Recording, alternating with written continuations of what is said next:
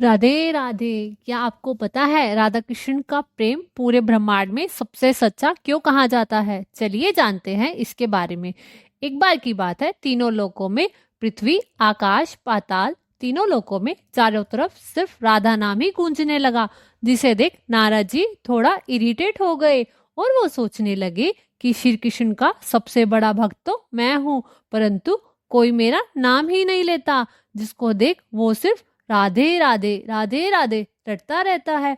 वो अपने दिमाग में उठ रहे इन प्रश्नों को लेकर श्री कृष्ण के पास जाते हैं और हमारे श्री कृष्ण तो जानी जान हैं। जब श्री कृष्ण ने देखा नारद जी के मन में मेरी राधे को लेकर ऐसा विचार आया है, तो उन्होंने स्वयं एक लीला की, जिसका वर्णन गर्ग संहिता में भी देखने को मिलता है। नारद जी देखते हैं श्री कृष्ण अत्यंत पीड़ा में हैं, उनके सिर में अति भयानक दर्द हो रहा है। देवर्षि नारद अपने प्रभु श्री कृष्ण की ऐसी स्थिति देखकर बड़े ही व्याकुल हो गए और श्री कृष्ण से पूछने लगे, हे प्रभु, कोई तो उपचार बताइए जिससे आपकी पीड़ा कम कर सकूं। नारद जी सभी रानियों और वैद्य को लेकर वहां आ गए और सबने अपने अपने उपचार किए, परंतु श्री कृष्ण की पीड़ा कम होने का नाम ही नहीं ले रही थी। तब श्री कृष्ण ने स्वयं ही बताया कि एक उपाय है जिससे ये पीड़ा बंद हो सकती है। सभी के पूछने पर श्री कृष्ण ने उत्तर दिया कि कोई मेरा भक्त या मुझे प्रेम करने वाला अपने चरणों का चरणामृत यानी अपने पांव को धोकर मुझे पिला दे तो मेरी पीड़ा खत्म हो जाएगी। इतना सुनकर वहां मौजूद सभी रानियां और गोपियां चिंता में पड़ गई। तभी नारद जी कहने लगे, प्रभु ये कैसे हो सकता है? भक्त के चरणामृत प्रभु के मुख में? ना ना प्रभु, ऐसा करने वाले को तो घोर पाप लगेगा। इतना सब जानते हुए कौन नरक का भागीदार बनेगा?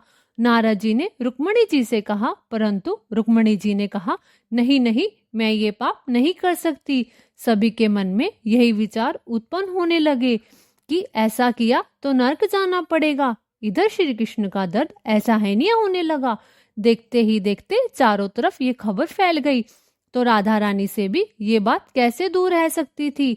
जैसे ही किशोरी जी ने सुना कि श्री कृष्ण को कोई रोग हुआ है, तो वो तत्काल वहां पहुंच गई और अपने प्रियतम की ऐसी दशा देखकर मानो राधा जी के तो प्राण ही निकल गए।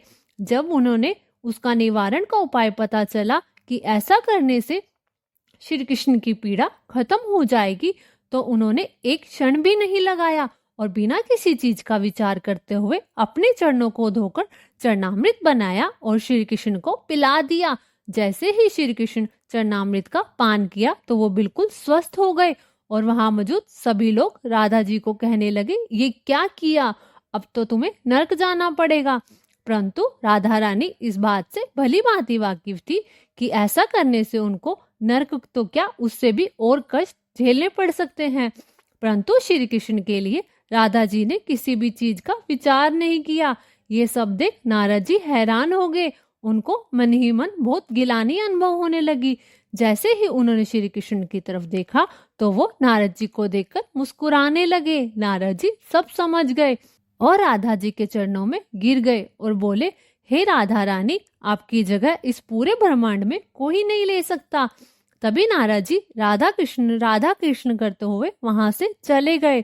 दोस्तों, वीडियो अच्छी लगी तो वीडियो को लाइक और शेयर जरूर करें और कमेंट में राधे राधे लिखना ना भूलें।